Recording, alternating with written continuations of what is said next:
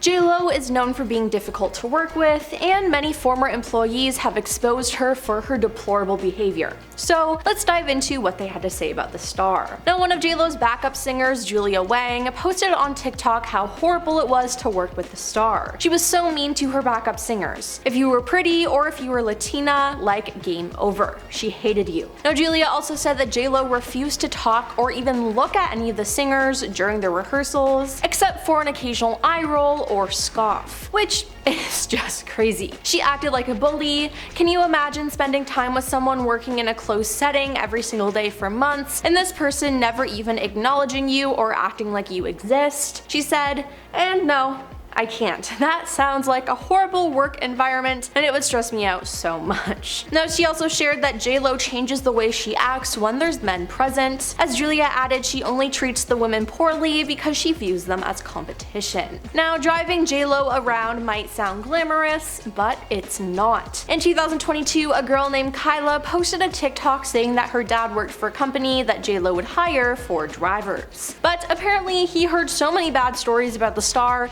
that he never wanted to be her driver. It said that J.Lo does not allow the drivers to look or talk to her, and she's so strict that if the driver looks through the rear view mirror and makes eye contact with her, she will freak out. Not to mention, she has a crazy rule that her luggage cannot touch the ground. Now, it appears that story is real because one of J.Lo's former drivers sued her. Hakob Manoukian claims he started driving for J.Lo and Mark Anthony in 2005. Now, the three of them had such a great bond that they convinced him to shut down his company and work exclusively as her personal head of security and transportation. Hakob claims J.Lo agreed to pay him more than $200,000 per year, which is pretty great, but things went downhill in 2011. This is where Hakob claimed he was forced to spend time with J.Lo's manager, Benny Medina. He claimed that Benny hated him and even found a way to convince J.Lo to demote him, taking away his security responsibilities and making him J.Lo's LA driver, and that was it. Now, Hakob said he was basically forced to resign and then sued J.Lo and Benny for unspecific damages. J.Lo then countersued him for extortion,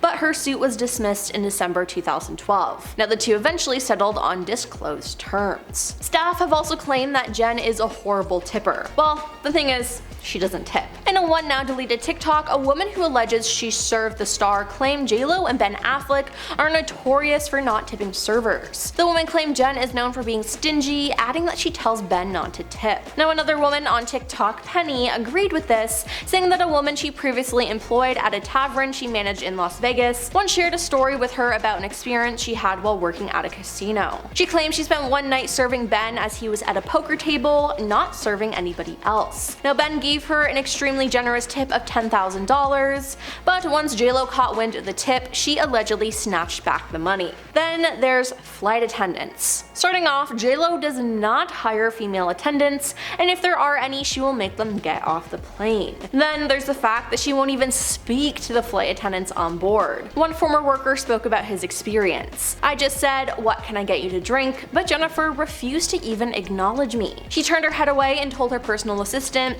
'Please tell him I'd like a Diet Coke,' and I'm like, the alleged United Airlines worker claimed. She wouldn't even look at me. It was sad. She seems so sweet in her movies." J.Lo and Mark Anthony's twins needed nannies at one point, but it said that J.Lo gave them a grueling schedule. Normally, people who make huge sums of money and have loads of professional and social obligations hire a nanny for each child, especially for newborns, but Jennifer expected one nanny to not only take care of both twins, but to work 16-hour days, 7 days a week, an insider told the National Enquirer via Today. Unsurprisingly, the first nanny she hired left after just a week of working for her. They then hired a second nanny who was wonderful with the twins, but she couldn't take working such long hours without a break, the source said. So she quit after a week as well. Yeah, I don't blame them for quitting. Now, Gilly Lyer had been a longtime assistant to J.Lo before she quit and went to work for Mariah Carey in 2013. It's been said that the main reason she quit was because of J.Lo's boyfriend at the time, Casper Smart. Apparently, Casper was allowed to do whatever he wanted in the house,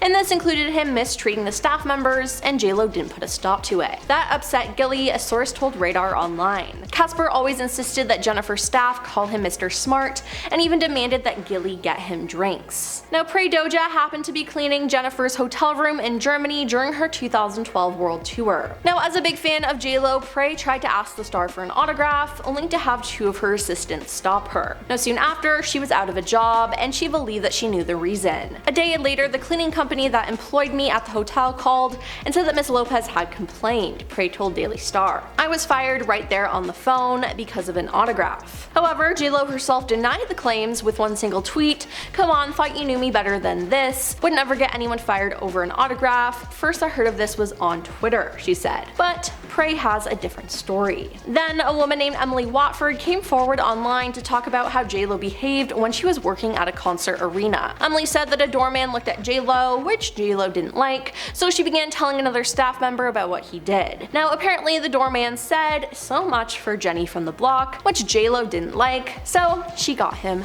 fired. Not to mention, JLo's demands for concerts is insane, and she makes the staff do whatever she wants. During her Las Vegas residency, she had a lot of demands. She requested 3 penthouse suites all next to each other, a playground in her suite for her kids, and she also demanded a personal laundry service and for each room to have its own on-call butler wearing all white. Now the housekeeping staff had to sign full disclosure agreements to ensure they didn't spill any of her secrets. Now it said she requested brand new toilets for the backstage area and an all-white dressing room. Not to mention, in 2010, when performing at the World Music Awards, she had a long list of demands that had to be met. She requested that the entire hotel floor and private beach be reserved for herself. She also wanted an on-call masseuse as well as a 12-person hair and makeup team. Additionally, she requested a standby helicopter and a custom speedboat with a champagne fridge. To top it off, she demanded $4,400 diamond-encrusted headphones to block out the noise from the speedboat's motor. And then there's the time she got everyone to turn on her longtime makeup artist, Scott Barnes. There had been leaks on JLo's team, and they exposed to the press that JLo was planning on getting married to Mark Anthony. JLo claimed that Scott was one of the employees who betrayed her,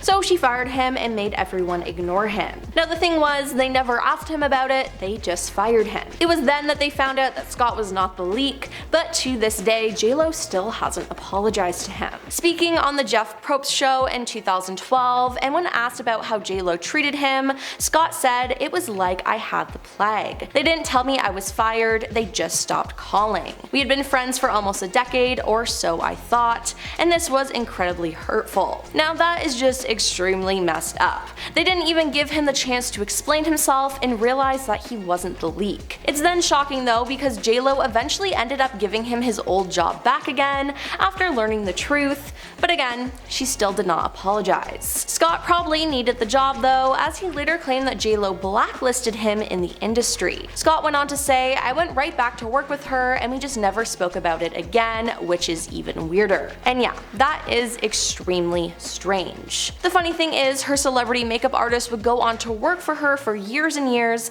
and insisted that they remain on good terms despite everything that happened between them. Well, that's all for our list of 10 times Jennifer Lopez's former staff turned on her. Yeah, I would not want to work for that diva.